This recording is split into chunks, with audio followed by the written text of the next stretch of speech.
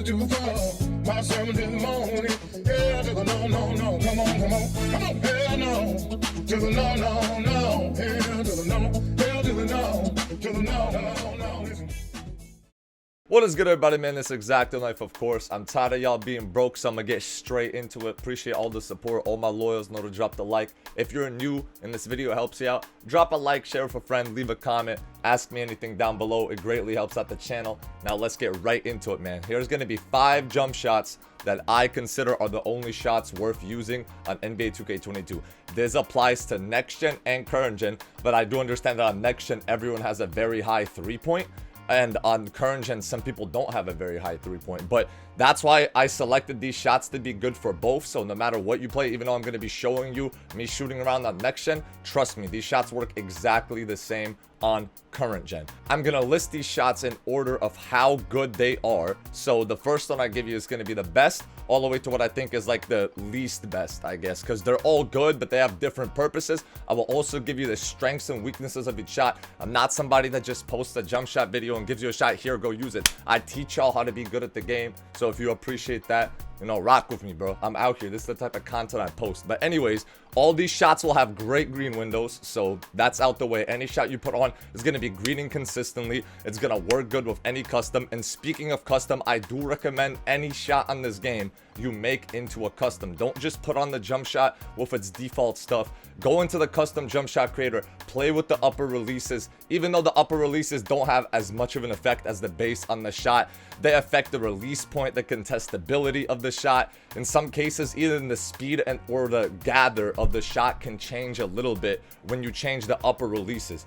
I can't really give you upper releases to use because it's all personal preference, but if you really just have nowhere to start, Rudy Gay has been the best, like, most used upper release since 2K17 as far as I can remember. People always put that on every shot that's came out every year, and it's always amazing. So Rudy Gay, if you don't have anything else to put on, but like I said, just play with the custom jump shot creator and see what you can figure out. Let's get into it. Now, starting us off with the best jump shot in the game, of course, my favorite shot. I use this on every single position, on my post score, on my point guard, on my ISO point guard, on my lockdown, on my pick and pop center. Every single position, even on my inside center that only has a mid-range and he shoots post fades and mid-ranges. I use the base 3 on that player as well because it's good for any height. It's super quick. It's hard to contest because it's so fast.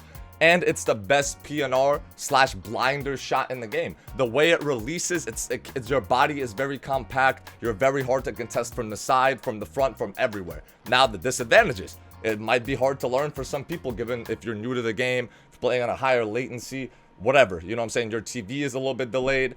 It could be a little bit hard to learn, but I promise you, putting in the time, you can use this shot with no issue. I've seen some of the worst players on the game use this shot, so if they can, you can do it as well. The gathers, when you get a gather, which is like when you catch it weird, or your player just has a different animation than the jump shot normally is, it's kind of hard to time, but like I said, you have to play through that. You have to learn these animations. That's what the skill in the game comes in. It's the easiest 2K to shoot in. These small things have to be learned if you want to be an elite player. And it is prone to full bars a little bit. All these shots, like I said, have amazing green windows, but this one, I feel like since it is the best shot in the game, they had to nerf it somehow, and it definitely does get a little bit of full bars, which is when you perfectly time your shot in the green window, and you get like a follow through and your player just stands there and then you brick, even with sniper, even with all your badges, even with sharp take sometimes. So that's something you can't really control, but just be aware of that. Despite it being the best shot, it will get full bars. So if you're a spot up, you gotta make sure you have all your badges that are related to that, so that you lower the chance of a full bar as much as you can.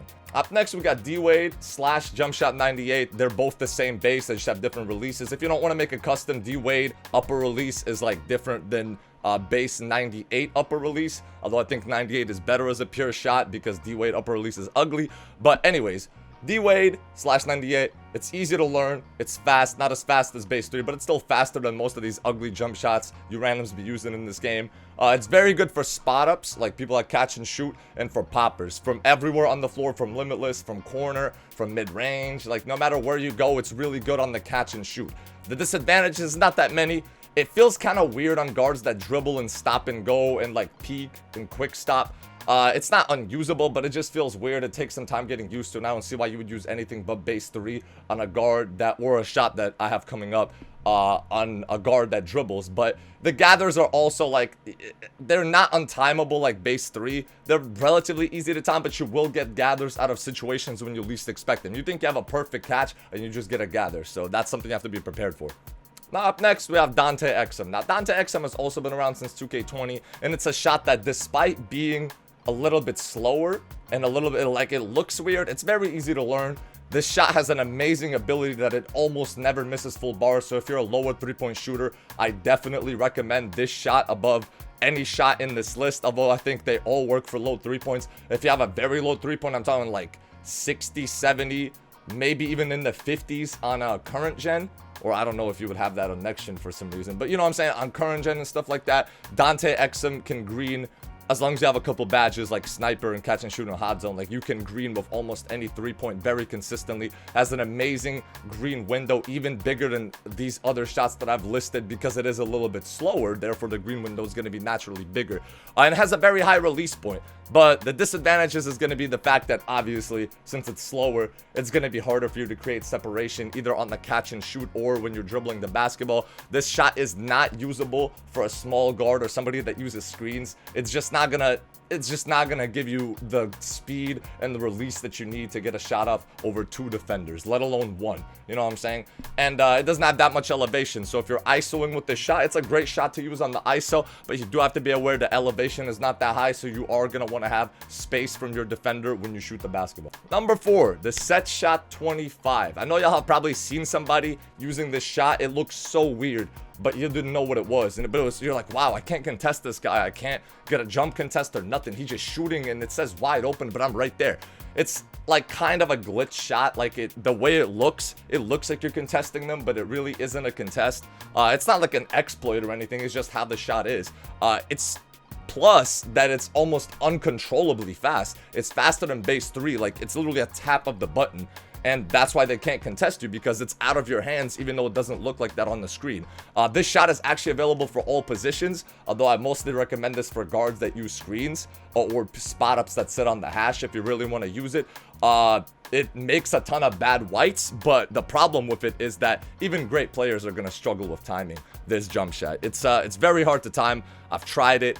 It doesn't really work for me, but if you master it, I've seen some people do crazy damage with this jump shot, and you will definitely catch people off guard. Even though it has a low elevation and a release, it's still very, very effective. You just have to watch for the timing. That's the only thing that keeps the shot from being a top shot, is the timing.